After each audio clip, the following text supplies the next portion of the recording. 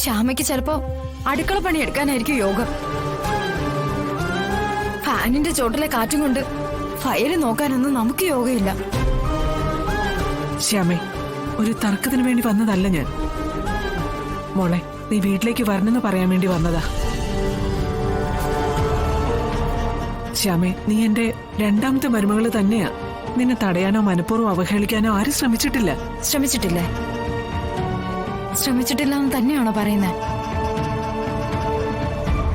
ഈ പറയുന്ന സത്യാമ്മ തന്നെ എത്രയോ തവണ കുഞ്ഞേച്ചിക്ക് വേണ്ടി എന്നെ മാറ്റി നിർത്തിയിട്ടുണ്ടെന്നറിയോ? എന്റെ മോളെ മാറ്റി നിർത്തിയിട്ടുണ്ട്.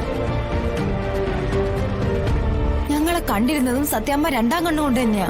ഒന്നാം സ്ഥാനം എന്നും എന്റെ കുഞ്ഞേച്ചിക്കും സത്യമോൾക്കുമായിരുന്നു. ഇതൊക്കെ ഞാൻ എന്റെ മനസ്സിൽ കുറിച്ചു വെച്ചിട്ടുള്ള കാര്യങ്ങളാ. എന്റെ പപ്പിമോൾ എത്രയോ വട്ടം പറഞ്ഞിട്ടുണ്ട് സത്യാമ്മയ്ക്ക് സത്യോടാ കൂടുതൽ ഇഷ്ടമെന്ന്. പിള്ള മനസ്സിൽ കള്ളമില്ലെന്നല്ലേ? ആ കുഞ്ഞിനും കൂടി അങ്ങനെ തോന്നണമെങ്കിൽ എന്തെങ്കിലുമൊക്കെ ഇല്ലാതിരിക്കോ? ശ്യാമേ, നീ ഇങ്ങനെ ഓരോന്ന് ഓർത്തോർത്ത് പറഞ്ഞുകൊണ്ടിരുന്ന നമ്മൾ ഒരിടത്തും എത്തില്ല. കഴിഞ്ഞതൊക്കെ കഴിഞ്ഞു. ജീവിതോ പ്രശ്നങ്ങളൊക്കെ വന്നും പോയി എന്നൊക്കെ ഇരിക്കും. അതൊക്കെ തരണം ചെയ്യാൻ കഴിഞ്ഞാലേ നമുക്ക് നമ്മുടെ ജീവിതത്തെ നമ്മുടെ കൈപ്പിടിയിൽ ഒതുക്കാൻ പറ്റൂ.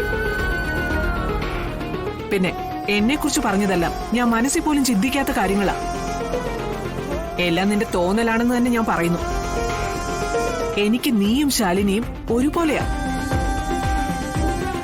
ഒരു വേർതിരിവും ഞാൻ മനഃപൂർവ്വം കാണിച്ചിട്ടില്ല. എന്തായാലും സംഭവിക്കാനുള്ളതെല്ലാം സംഭവിച്ചു. അതെല്ലാം മറന്ന് തിരിച്ചു വിളിക്കാൻ വേണ്ടിയാ ഞാൻ വന്നത്.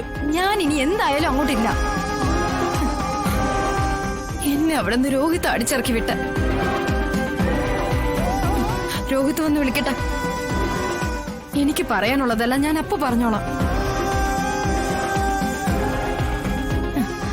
വിടമ്മേ. സത്യമ്മ, എന്നാ പിന്നെ ഞാൻ അറിഞ്ഞ ശാരദാമ്മേ. സത്യമ്മ, അത് പിന്നെ